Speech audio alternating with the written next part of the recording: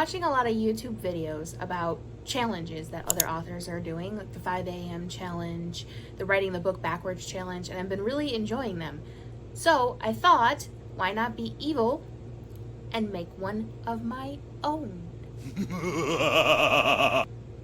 After I came home from Wall Hell, hate that store, I decided to get started, and then I'm going to tag some authors to follow along.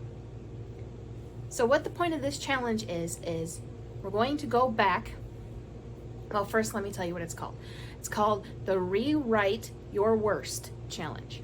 So we're going to go back to my first published book. Not going to be Mother's Day Murder because I no longer have access to that file, and you all know why if you've been watching my videos. So it's going to be Love Clause. And I figured since it's a Christmas book, we'd have some fire. So we're going to go back, and originally it was going to be the first paragraph of the first book, but I decided that was a little too short. So I decided it's going to be the first page of the first book. Now, when I was first starting out, I didn't know really much about formatting, so my pages are double spaced. So to be fair, I'm going to do this page as well. But for other authors whose books are actually formatted correctly, which I do know how to do now, they can just do the first page. So get ready to cringe while I read what I'm going to be reworking. The snow flittered to the ground like 1,000 white fairies coming to the rescue. Cringe. Cindy Gingerman's depression subsided for the time being. Snow always had that effect on her. The cup of coffee stewing in her hand could have had something to do with it too, but usually the calm of the snow was the main reason. The stereo blasted a Christmas love ballad. She turned up the volume and plopped down on the leather sofa, basking in the light of the Christmas tree that stood in front of her big picture window. Run-on sentence. She loved the Christmas season, but she tended to get depressed when she had to spend it alone. Her family, including her sister, didn't celebrate Christmas. Her best friend was out of town, and she was a single woman. She had no one to share the beautiful snowflakes drifting to the ground or the warm glow of the fire. She sighed as she watched the lights twinkle on the tree. Even the tree looked depressed, she thought to herself. Of course the tree looked depressed. There was one tiny present to give her best friend Alyssa when she returned to town. Underneath its branches, sitting on the tree skirt that her grandmother had knit, the ornaments were sparse and homemade, and she didn't even have a tree topper. Still, it meant more to her to have the homemade ornaments that she and Alyssa had made than to have a tree filled with store-bought decorations. As the felt Santa Claus caught her eye and a log cracked in the fireplace, Cindy thought about the day when she and Alyssa had drank a bottle of wine and crafted the ornaments. They'd spent the day Christmas shopping for gifts to give the boyfriends they had at the time, and Alyssa had decided to stop at the liquor store and purchase the most expensive bottle of wine she could find. Run on. They'd gone back to Alyssa's place and spent 3 hours crafting the ornaments from various different materials, including felt and glitter. It was one of the best memories for Cindy when it came to Christmas, second only to the day that she had bought her home. Alyssa Springs had always been the only one to support Cindy's overzealous love of the Christmas holiday. 2 years ago, when Cindy first moved out of her parents' house, Alyssa had been the one to help her pack up her belongings and move them from the big house to her tiny country cottage. That was a mouthful and a half. You can tell I've gotten so much better with my writing if you've read any of my recent works. This was published back in, and yes, I do have to look at my own book. And of course, I didn't put a copyright page in this book when I first published it. I believe it was 2009, 2011, something like that.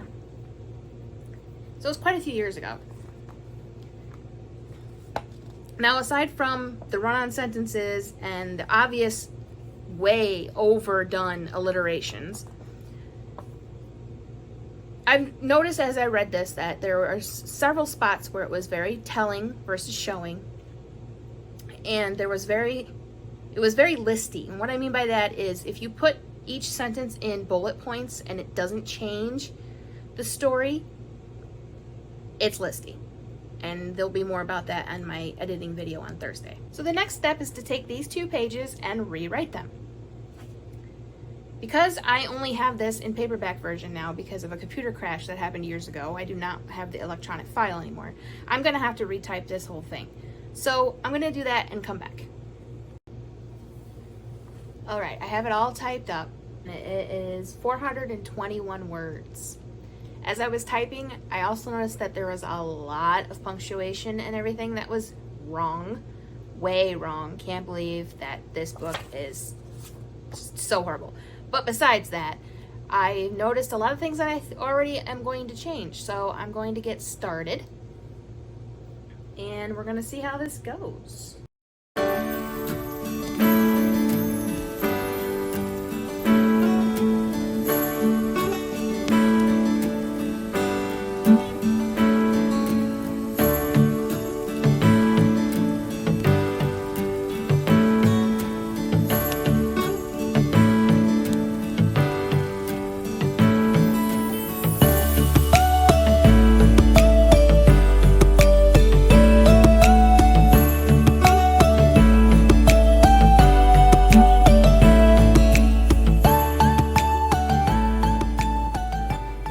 Underestimated how much work this was going to be.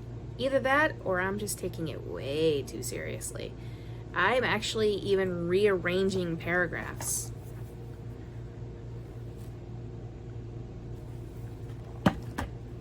And I'm only halfway done.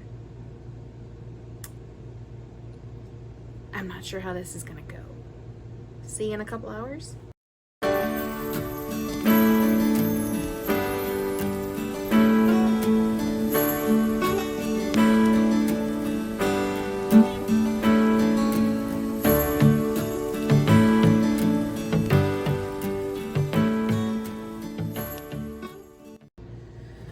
Interrupting the time lapse to mention that I changed things so much I actually screwed myself over. I have to come up with a whole new section now to transition to the part about her moving out of her parents' house. I changed things so much that there is absolutely no transition anymore. There's no reason to be talking about the house. I'm screwed.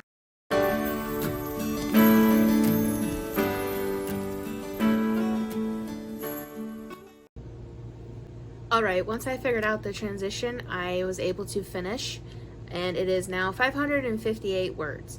So I didn't add very many words, but I did rearrange and hopefully made it better. I feel like it's better. I feel like it flows a lot better. I feel like the descriptions are a lot better, and there are no real hanging sentences or unexplained things. And there is definitely less alliteration. There is nothing against alliteration, but there was a lot in this one. So here are all the changes. The red stuff is delete, the blue is additions, and the green is anything that I rearranged. So I made a lot of changes.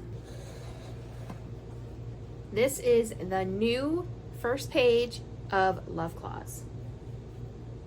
Snowflakes flittered to the ground outside the large picture window. Cindy Gingerman's depression subsided for the time being. Snow always had that effect on her. The steaming cup of coffee in her hand could have had something to do with it as well, but she knew the calm, quiet morning snow was the main reason. A Christmas love ballad blasted from speakers placed strategically around the living room. She turned up the volume of the remote and plopped down on the brown leather sofa. Basking in the light of the Christmas tree, she sighed as she watched the lights twinkle. She loved the Christmas season, but she tended to get depressed when she had to spend it alone. Her family didn't celebrate Christmas, for no other reason than they weren't of Christian faith. Neither was Cindy, but that wasn't what Christmas meant to her. To her, the only time during the year when the world made sense and everyone got along was during the Christmas season. Lights glowed from every street corner, glee could be seen on the faces of her neighbors, and excitement hung in the air as children anticipated the big man's visit. As the felt Santa Claus hanging on the highest branch of her tree caught her eyes, and a log cracked in the fireplace, Cindy thought about the day Alyssa, her best friend, I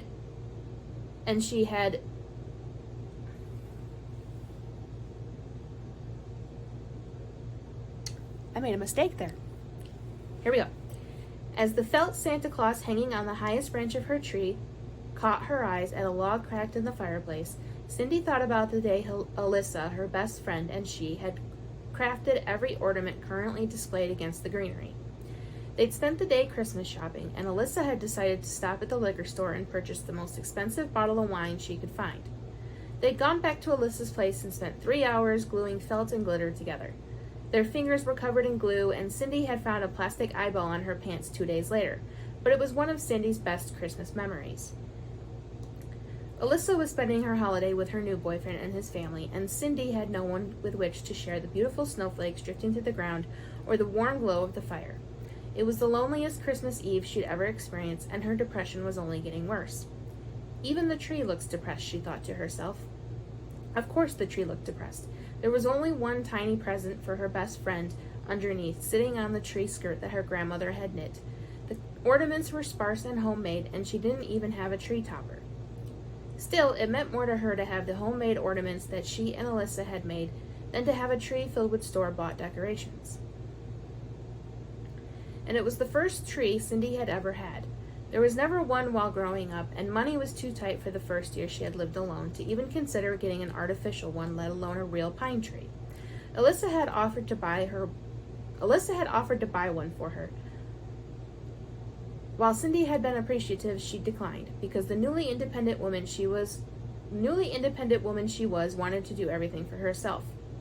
Alyssa Springs had always been the only one to support Cindy's overzealous love of the Christmas holiday.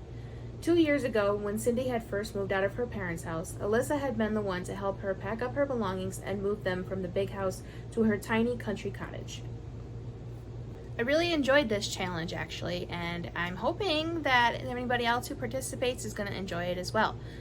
So I am tagging Lynn Howard, Lin Mossinghoff, and Sarah Sutton to do this challenge.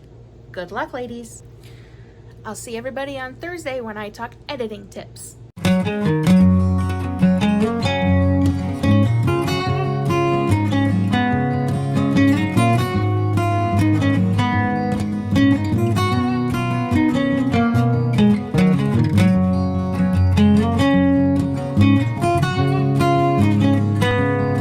By the way, whose bright idea was it for me to sit on the floor?